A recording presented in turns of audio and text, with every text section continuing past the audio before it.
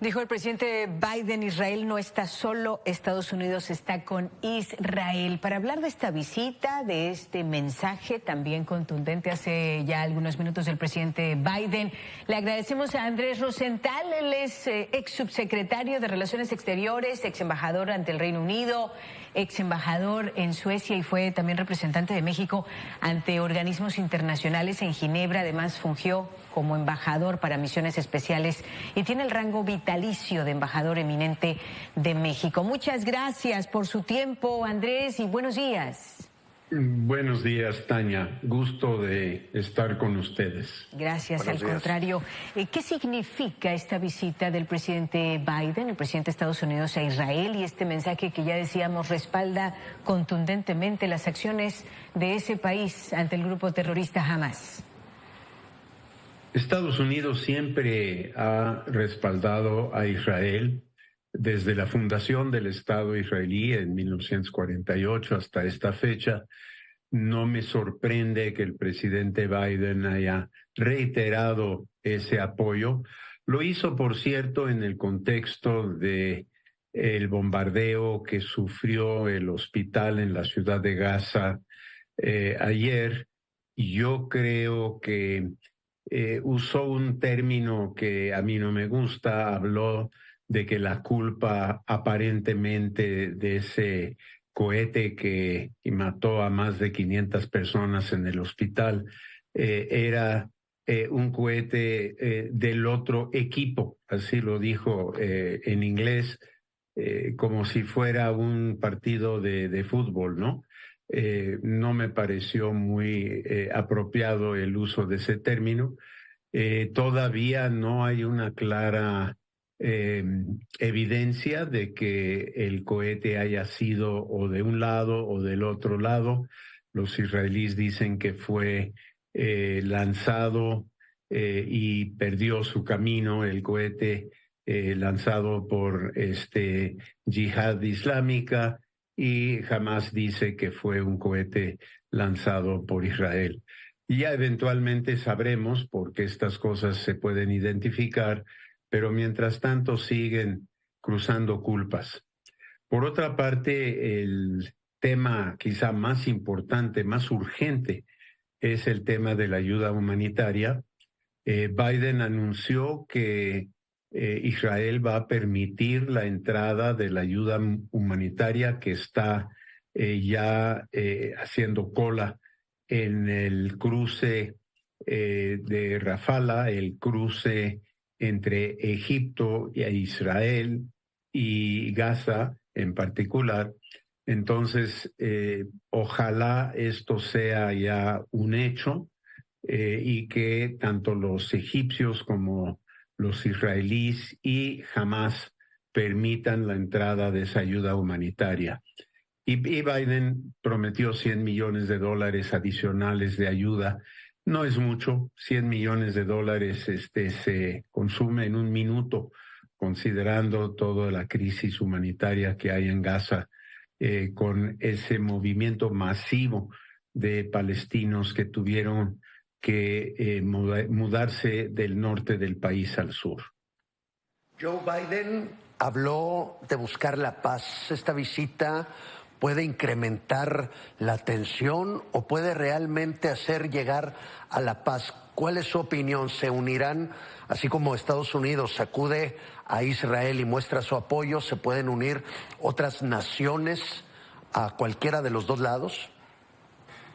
Gracias, Luis Carlos. Bueno, yo creo que el tema fundamental de la visita del presidente Biden es tratar de evitar que esta crisis se expanda a otros países vecinos, que no vaya a meterse Irán, que no vaya a meterse Hezbollah desde la frontera con Líbano, que Jordania tampoco se meta, y que esto se limite a lo que hasta ahora ha sido un conflicto entre Hamas e Israel. Yo creo que ese es el tema fundamental de la visita. Por cierto, una visita en condiciones bastante extraordinarias, porque la seguridad del presidente Biden y de su comitiva pues está en riesgo porque está en una zona de guerra, de hecho en Israel, pero en una zona de guerra.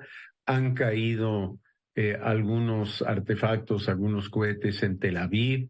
Entonces, es inusitado que un presidente de Estados Unidos se desplace a una zona en guerra.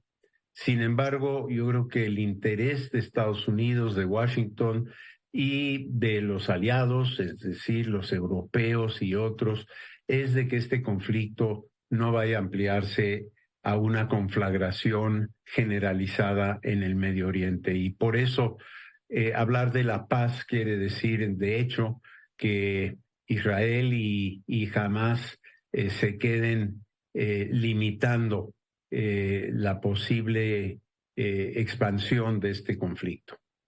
Entonces, ¿cuál sería el mejor camino para lograr la paz? Porque decía Estados Unidos va a respaldar y lo sigue haciendo a Israel. Sin embargo, dijo el presidente Biden, aquí lo tengo anotado, está usando el grupo terrorista Hamás a los palestinos civiles como escudo. Y recordemos que pues este es un grupo terrorista. Y bueno, el Estado de Israel pues es muy poderoso. Sin embargo, los civiles son los más afectados. Estas escenas, estas imágenes que se repiten tan crudas. Andrés, ¿cuál sería el mejor camino? ¿Cómo podría intervenir la comunidad internacional, la ONU, para que entonces pues no haya más víctimas civiles? El problema de la crisis del Medio Oriente es tan longevo que francamente pensar en que de la noche a la mañana pudiera haber una solución que cambiara la situación actual, la veo muy difícil. En la crisis de Medio Oriente empezó inclusive antes del establecimiento del Estado de Israel, cuando los británicos tenían el protectorado de Palestina. Hay que recordar que en esa época los judíos que estaban asentados en Palestina utilizaron también métodos terroristas para lograr su independencia y eventualmente el retiro de las tropas británicas. Un conflicto que lleva pues más de 80 años. Es muy difícil pensar que ahorita con lo que ha pasado vaya a cambiar. Yo creo que Israel va eventualmente a incursionar nuevamente en Gaza, como lo hicieron antes del 2007, cuando se retiraron de Gaza y dejaron que Hamás ejerciera el gobierno, entre comillas, ahí.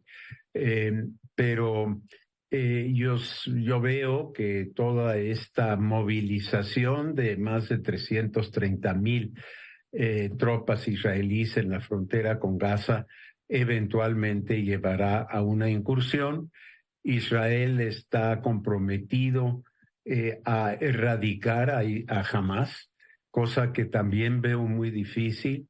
Estos movimientos de liberación o de independencia, según en el momento que tienen lugar, son muy difíciles de erradicar y probablemente lo que vamos a ver es un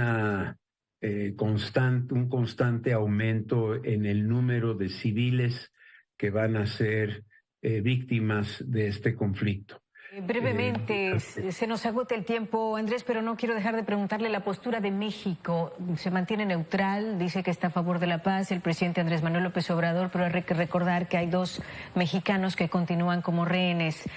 ¿Usted concuerda con la postura que hasta este momento el gobierno de México ha tenido frente a este conflicto?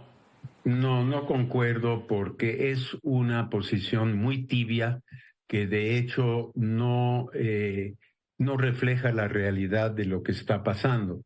Yo creo que tendría que haber habido una condena directa, sin ambigüedades, a lo que hizo Hamás, con mención a Hamás, y también un llamamiento a Israel con nombre y apellido a que cuide las leyes de guerra que cuide a las poblaciones civiles.